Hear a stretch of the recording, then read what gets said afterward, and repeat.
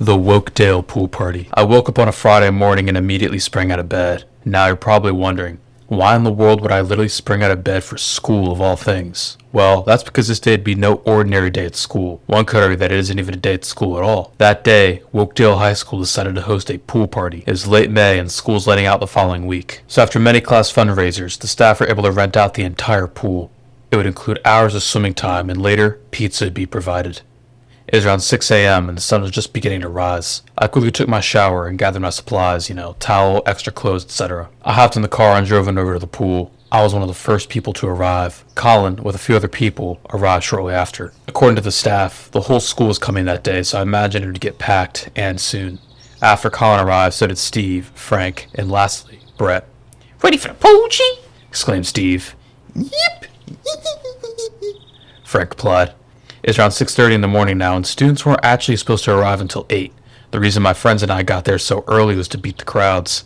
Whilst we were swimming in the empty pool, someone else arrived early. "So, Bruce?" It was Chad. "Ready to brew party?" "Fuck yeah, man." Chad wore his typical football team captain jersey and jeans. He did not look dressed for the pool at all. He carried a giant grocery bag, though, containing items which he did not allow us to see. "Ready for the pool, Bruce?" said Chad. Chad, why don't you get in? "I'm late later. I don't want the pool water to rinse off my tan before the ladies arrive. Get around here, Bruce. I'll just sit and chill by the pool edge for now." We all gathered near the wall of the pool where Chad sat, dipping his feet in the water.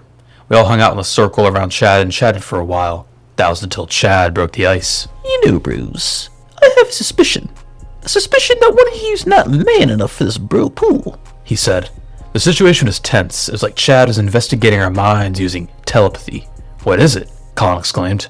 "To prove your manliness, I need one of you bros to slide down the new water slide." The local pool had a brand new water slide that was recently installed. It was like 70 feet high and went down in one big spiral. "I don't know," said Brett nervously. "It's pretty high." We all stood at the base of it, staring up in awe at its sheer height. It looked very intimidating. "Are you man enough?" Chad questioned. I knew for a fact that there was no way Chad himself would go on it, so it was up to us. Everyone looked pretty hesitant, and no one looked like they would rise to the occasion, and so I myself went. "Hey, I'll go," I dreadfully said. "Hey, I respect your decision," Brett said as he gave me a salute. Before I could get upstairs, however, I noticed something strange. At the mouth of the slide where the water emptied you back into the pool, there was a strangely small amount of water that was coming out of it. It was hard to see, but at the top of the slide, the water was gushing, so it made no sense. It was very weird and made me reconsider my decision, but eventually, I manned up and decided to send it.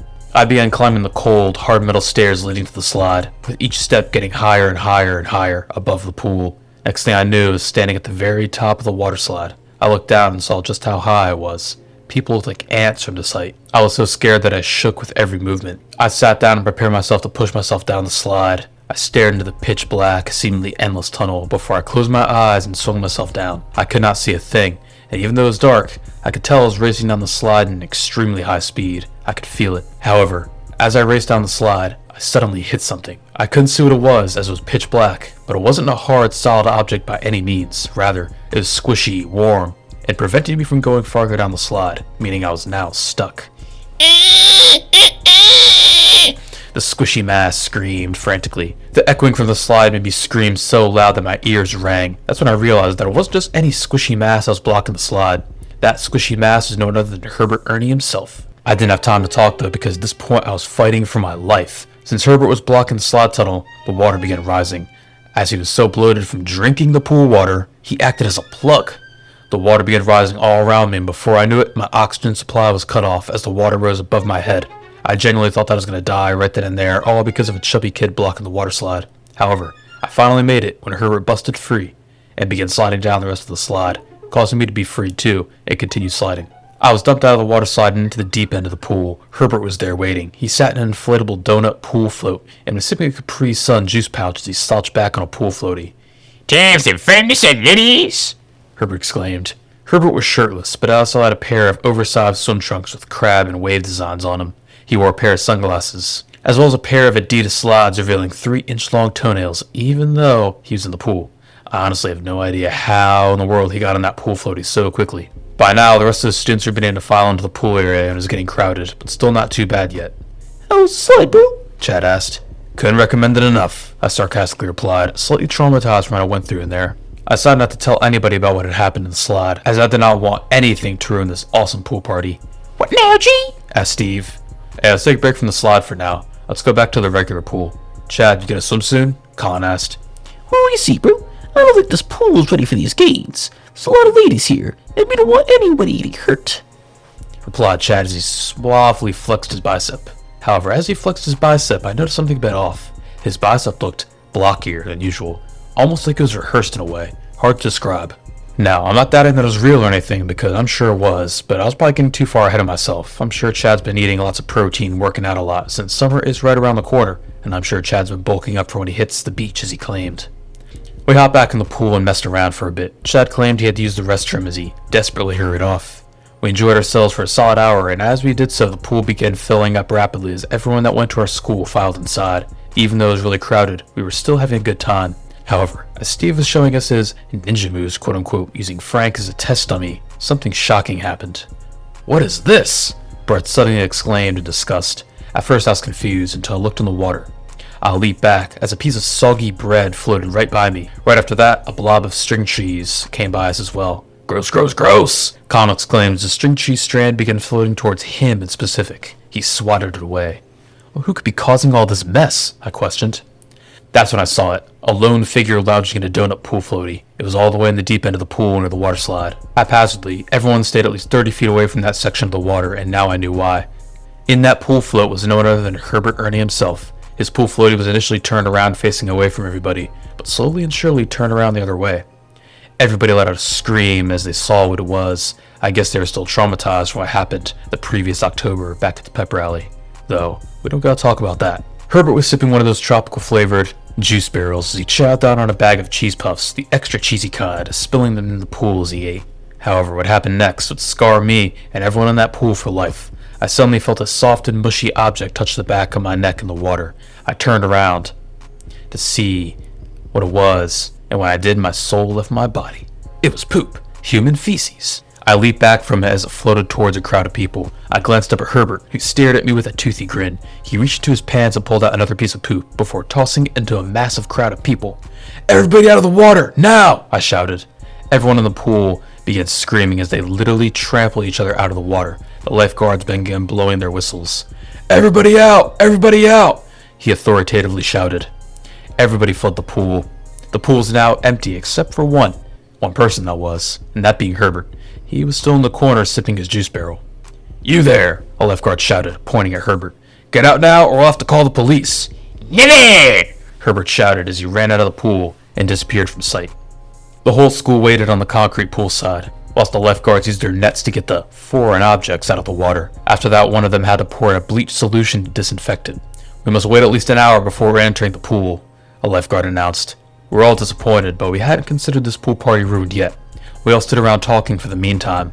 When I then noticed Chad emerge from the bathroom, I could not believe it, but Chad was now shirtless and in swim trunks. For once in his life, he actually took off his shirt and was ready to swim.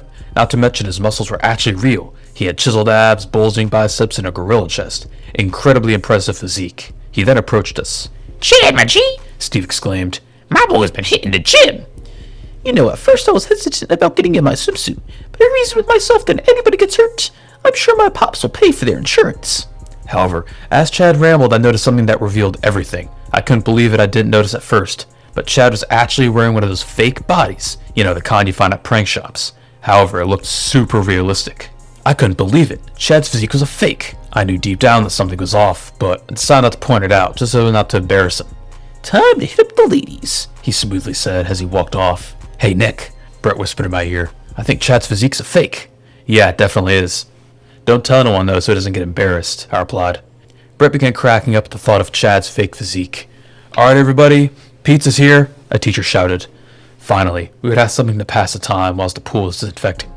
It was around noon now, and we were all starving, and so I ran under a massive shaded cabana area. We all got in line for the food. Even though food is being provided, it wasn't very high quality, not that I can blame them, as providing food for 1,000 people isn't easy. They had pizza, celery sticks with dip, chips, boxed cookies, and soda. They didn't even have water. The pizza was not good, the crust was dry, and the cheese was almost separate from the sauce, and had a bland flavor overall. However, as I was eating it, it hit me. I had to piss, and so I set my pizza down and hurried to the bathroom. The pool bathroom was nasty to a whole new level. The walls were made of the white bricks, which were stained with who knows what. The floor was the typical sidewalk concrete, except for the fact that it was seemingly constantly soaking wet, with dead spiders, crumbs, and other nasty things on it. On top of the concrete and spouts were black mats to walk on, near the shower area. Not to mention that I was barefoot, making it even more nasty. The dim yellow lights made the place give like a gooner, grungy kind of vibe. I went into a stall and began doing my business. The thick walls of the pool bathroom seemed to block out all the noise from the outside world. All I could hear was the sound of the leaky pipes and the faint buzzing of those fluorescent yellow lights. Quite creepy and quiet. A little too quiet. As I was finishing up my business though, something broke the quiet. It was coming from a few stalls down and sounded like the sound of someone chewing. It was very nasty and loud. The chewing produced smacking and slurping sounds as well. I peered down so I could see under a stall, and sure enough, I saw the feet of the person making the sounds. They wore a pair of Adidas slides, revealing 3-inch long toenails. I wasn't about to bust in on a person doing their business though, but the fact that someone was eating literal food in the bathroom was beyond disgusting to me. But that'll change when I heard a voice from inside said stall call out to me. Come on, Nick. Join the pizza party. We need more guests. How did it know my name? I was shaken, confused, a little annoyed, and so I decided to see what was going on. I did a police kick to bust the stall door down, and when I did, I was met with something. Sitting in that toilet was no other than Herbert Ernie himself. He was still wearing the same swim trunks from earlier in the day, and the slides too, obviously. He sat in the toilet like a throne in a way, and was chowing down on a slice of the pizza as he sat. What the fuck are you doing? I'm doing my very own pizza party. And I'm demanding you to go and retrieve some more guests. Specifically, some ladies.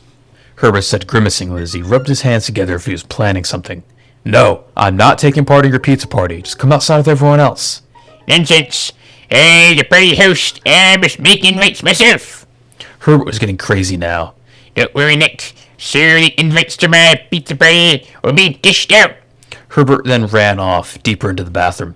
I exited the bathroom hurriedly, and was blinded by the sunlight as I stepped out, due to the dimness of that bathroom. Everyone was hanging out in their groups eating pizza, and so I did the same. I went and found Chad, Steve, Frank, Brett, and Colin. I took a look at Chad and noticed that he appeared to be in some discomfort. Ooh, He groaned as he ran off to the bathroom, grabbing onto his fake physique. 1 minute later he emerged, looking fresh as always. ooh, clean ants. He exclaimed as he applied a bit of hair gel to his blonde swoosh. As the rest of us calmed down, Frank was hyping up. Frank, let's not do anything you might regret. Calm down, said Colin. Then, out of nowhere, Frank began running around, potbelly exposed. He then leaped onto a table, causing it to collapse. Whee! Everyone that was standing around the table backed away in disgust and shock. Alright, that's enough, Frank, teacher said, helping him up. We all finished our lunch and resumed our afternoon. Hey, pool's back open, a lifeguard shouted. Everyone excitedly jumped back into the pool. Even Chad got in. I think we can all agree that sometimes brewexing is just the way to brew, he said smoothly as he rested his arms behind his head. He was lying on one of those pool rafts that you could lie down on. He also wore a pair of shades. Chad exclaimed over-exaggeratedly as he took a sip of a pina colada from a real coconut. We all hung around in the pool for another hour until one event changed everything. A voice is now being broadcasted over the entire pool area via megaphone that was. Bam, bam, ba-dam. Time to dish out the invites for my party.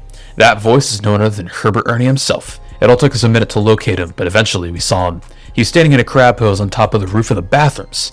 The way the sun was behind him made it so he appeared only as a mere silhouette. Though he looked crazy, and based on the silhouette, we could see that all fabled crazy hair. He then proceeded to do the jazz hands and slide down the roof. The way he slid down the roof was in some sort of ladies' man pose too, with one leg up, one arm resting on his head. He then landed in the poolside, did a somersault, and sprang back up into the crab pose once more. It was weird how he did this all so flawlessly, almost as if some sort of parkour artist. He was now standing on the crab pose on the poolside and ready to get funky. He then began reaching down the backside of his pants, fiddling for something. At first I got nervous as he was going to throw more poop into the pool, but no. He pulled out a stack of papers from his pants and did something wild. He shuffled the papers and began dishing them out, Friday Man style. Time for me to dish out the invites. The papers didn't go far though. They were traveled about a foot long before losing momentum and falling into the water. Funky feet. I'll be back. The party must go on. Herbert said, leaving the pool area once again. That's right, you leave now and forever, some guys shouted to him. If you come back, we'll beat your ass. And that was the last of Herbert. Or so we thought. It's around 2 p.m. now and some dark thunderclouds are rolling in. We're all ordered out of the pool as rain began pouring buckets on us like a monsoon. Everyone rushed to get out of the water as fast as possible, but believe me, when hundreds of people are in an average-sized pool, there's bound to be some chaos. You, watch out, bro! Chad exclaimed as people leaving the water knocked his pina colada out of his hand, as well as him off of his pool raft. Everybody gathered under the cabana and waited out the storm. Seems like my tan is waterproof, Chad smoothly said. His statement didn't really make much sense though, because he was already in the water before the rain hit. Though it was extremely cramped under the cabana, and the rain did not seem like it would clear up anytime soon. Steve did not like the way things were going, as of the current moment either. Man, this fucking rain's getting my gains wet. The only thing though is that Steve didn't actually have any gains. Come on, bro. We all know that the gains can handle anything, Said Chad as he flexed his bicep. Man, are you saying you're more buff than me, G? Questioned Steve as he squared up to Chad. Where are you? I'm just trying to prove a point. Chad said as he flexed his bicep his fake physique yet again. The results speak for themselves. The rain finally cleared up and we're all allowed back into the pool. You know, I think I've had enough swimming for the day, said Brett. Same, Colin added. I decided to join Colin and Brett, as I too had enough swimming for the day. Steve and Frank though decided to get back in the water. What did you chill at the park, bros? Chad asked. Sure, I replied. Chad was referring to the park that was located just down the hill from the pool. However, as we were about to go into said park, was when he heard the familiar music of an approaching ice cream truck. It was weird because I did not think that the school staff would schedule for one of those to come, but we ignored it regardless. The truck then pulled up right in front of the pool gate and rolled down the window. The driver, you may ask? Hey yo, how on earth did you get a hold of an ice cream truck? If no one will come to my party, then my party is coming to you. It was Herbert. Herbert was no longer dressed in his swim trunks or anything though, rather now he was head to toe in one of those ice cream uniforms, the hat and everything. What he did next was what drew the line for everybody there. I witnessed the truck rotating. It was weird how it could turn without even moving the tires. It rotated till the truck was directly facing the pool entrance. Everybody instinctively cleared the way, both in and out of water. We were right. Herbert then floored the gas, causing the truck to slowly drive into the pool area. The cheesy ice cream music blared as he drove the truck straight into the pool. The truck immediately rolled on its side, expelling Herbert and the contents of the truck from inside. Herbert was shot up from underneath and into the water. Everybody out of the pool! A lifeguard shouted for the third time that day, mind you. We knew then and there that as he said out of the pool, he meant out of the pool area entirely. Everyone simply got in their cars or called their rides home. I couldn't believe it. Herbert ruined the pool party. Everybody simply went home and called it a day.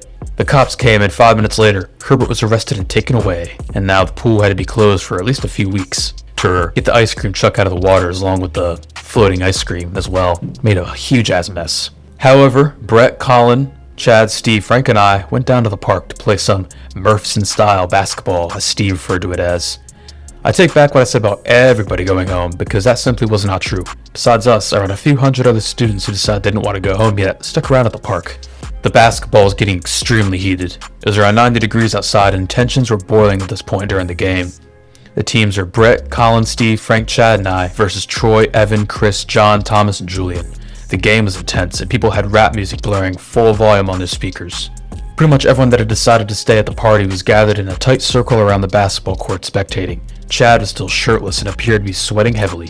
Heh, ninja moves, bitch! Steve exclaimed. Steve kept going on and on about how he could juke people out like a snake, but it was obvious that this was not true, as we were losing to the other team. Man, Steve, you can't play for shit, Julian exclaimed. We were playing until whoever reached the score of 30 first, and they'd be the winner. Fast forward 10 minutes and the score is 29-29, tied. I could not believe it. We scored one more point, we'd win. Brett passed the ball to Chad, who decided to show off his dribbling skills. Ironically though, before running with the ball in his hands towards the hoop. Travel, that is travel, Julian shouted. But Chad ignored Julian. He was so into the game that he took one giant leap of faith and dunked the ball into the hoop. Though no one got excited because we knew that we hadn't actually won yet because of Chad's travel. Plus 1 point for us for Chad Man's travel, Julian said. It was final. The other team had won. I didn't really care too much, but people like Steve were pissed and were taking this game of basketball way too seriously. Man, what the fuck? We were all about to call it a day and just go home, till we realized something big had happened. Chad, what happened? Some spectators exclaimed. Don't worry, bro. We good? Chad obviously wasn't good though. When he made his jump, the rubber material of his fake physique got caught on the rim of the hoop and now was literally hanging by it. Oh no, someone call 911, someone exclaimed. No, I'm good. Just a little bit of a pickle, that's all, said Chad as he wriggled around in an attempt to free himself. The thing about this whole situation is that if Chad's physique was real, then he'd be in a lot of pain as the sharp metal spikes on the basketball hoop rim would be digging into his flesh. Wait a minute, a person announced. There's no blood. He's right, another person replied. You guys can all go on home, Bruce. I've got this all under control. Chad tried to sound reassuring, although on the inside, I could tell he was panicking. No, Chad, we're not leaving you here. We're staying until you're down and safe, a person said. Oh, Chad grunted, sounding frustrated. Woo! The rubber on his fake physique began to rip, and before we all knew it, Chad had fallen to the ground. His fake physique was still hanging up on the hoop rim. But what lay underneath shocked us all.